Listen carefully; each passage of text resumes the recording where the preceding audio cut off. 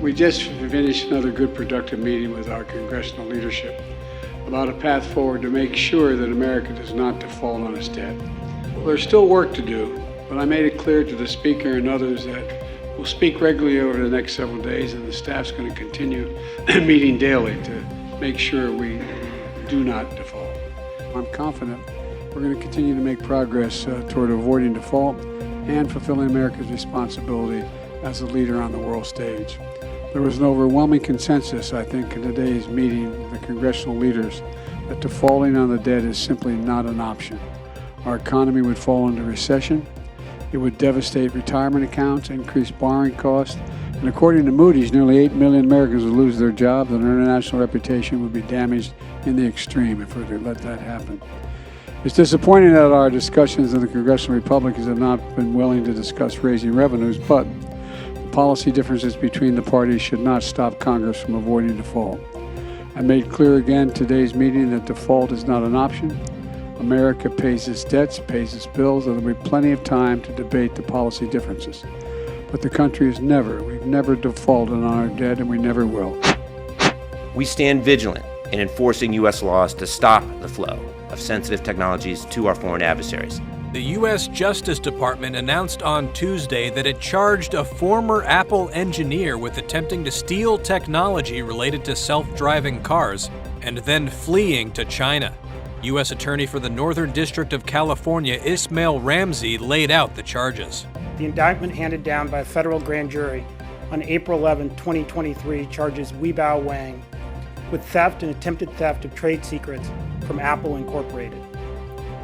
The alleged trade secrets concern Apple's research and development of technology related to autonomous systems. While employed with Apple as a software engineer working on a secret project, Wang accepted a job with a US-based subsidiary of a company headquartered in the People's Republic of China. Wang accessed a large amount of Apple's sensitive proprietary information, including various trade secrets that were later found on his own personal devices.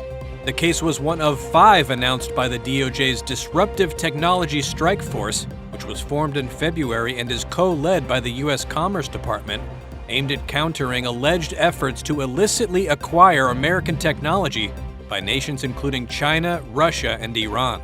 Matt Olson, head of the Justice Department's National Security Division, leads the strike force.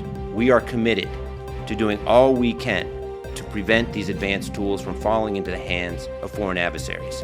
4 arrests were made in connection with the 5 cases, which were brought in New York, California, and Arizona. Apple declined to comment on the case against 35-year-old Weibao Wang, who remains in China and faces up to 10 years in prison for each trade secret violation if extradited and convicted.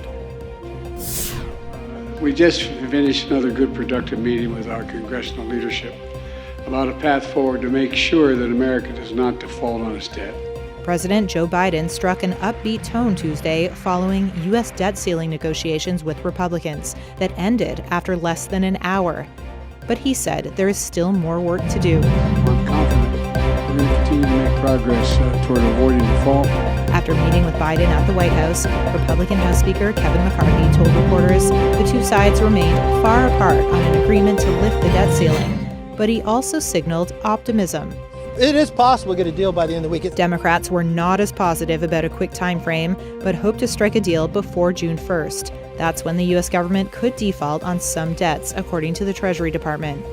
Biden and McCarthy were joined in the Oval Office by Vice President Kamala Harris, Senate Majority Leader Chuck Schumer, House Democratic Leader Hakeem Jeffries, and Senate Republican Leader Mitch McConnell. Everything's going well.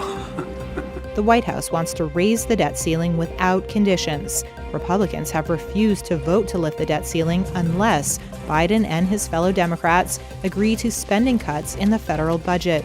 Senate Majority Leader Chuck Schumer. Everyone agreed that default would be the worst outcome, a horrible situation for America and America's families.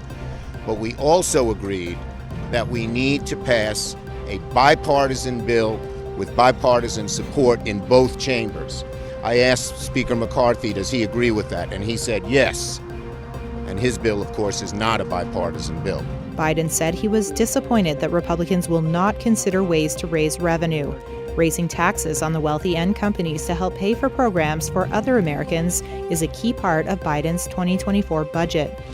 McCarthy said his party, which controls the House by a thin margin, would only agree to a deal that actually cuts spending. I think anytime somebody wants to raise the debt ceiling more, show me where we want to save more. That's really the framework that we laid out.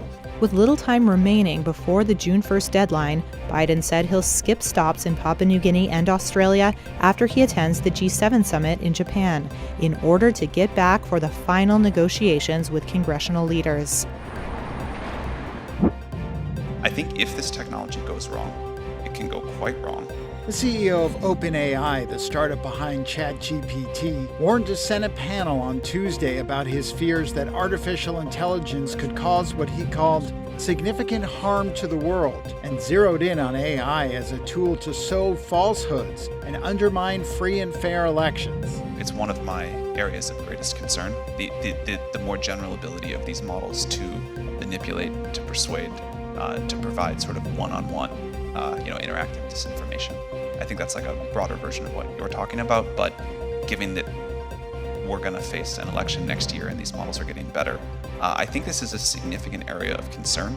For months, companies large and small have raced to bring increasingly versatile AI to market, throwing endless data and billions of dollars at the challenge. But backers of the technology acknowledge the potential downside. Humanity has taken a backseat.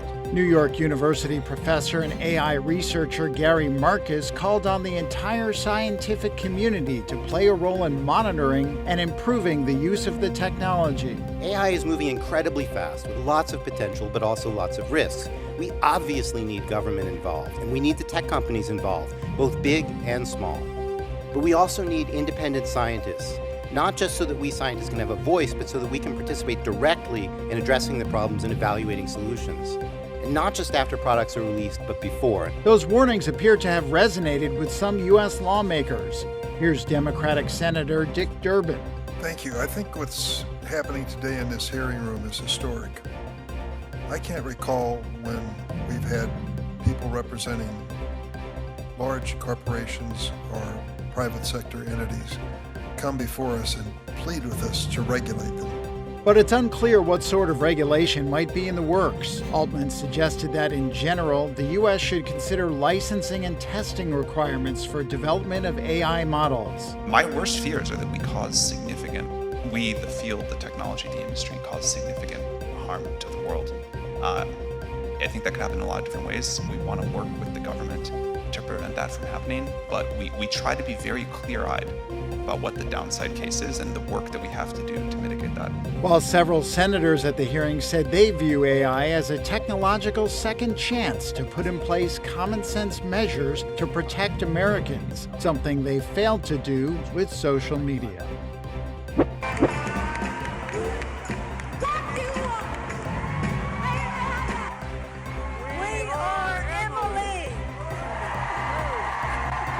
I've been saying this for a long time, and I mean it from the bottom of my heart.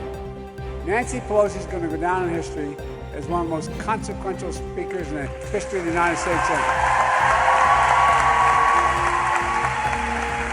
Not merely because she's a woman, because she's so incredible. She's such a, with Nancy leading the way, you never had to worry about whether the bill would pass. She said she had the votes every time. She's been a steadfast defender of women's rights. I need not even mention that, the right to choose. But I want to thank every single person in this room for leading the way in that fight. It's a critical fight. It's about democracy. It's about freedom. And I also want to thank my buddy Kamala, who I work for up in the White House, for leading on this issue. Look, I don't have to tell you how much is at stake. That's why your work is so important. Thank you, thank you, thank you. One of the reasons why Nancy's going to be so well thought of in history as well is what she's done for everyone. I mean it. She's a game changer.